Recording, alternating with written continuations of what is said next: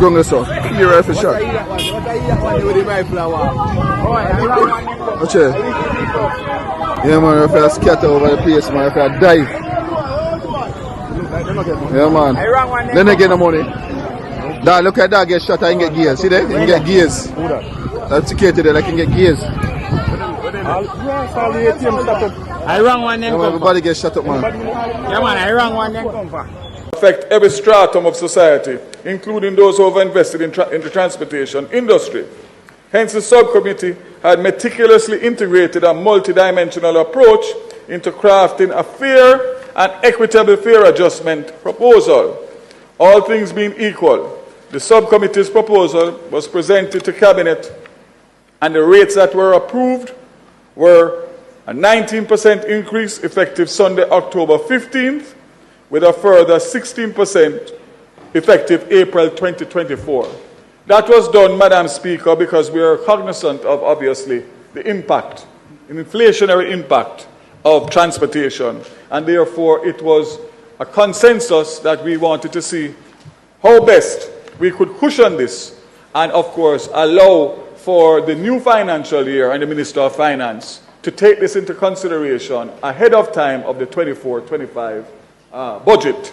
So that was the agreement that was kindly accepted by the stakeholders. But bear in mind, Madam Speaker, that in 2021 they were granted a 25%, 2021, for which they got the 15% and were to get an additional 10%, which did not happen. So in essence, that 10% that they didn't get is a part of this staggered increase of the 19 and the 16, which is 35, which basically, if you maths it out, you use a 10% in that, would be a 25%.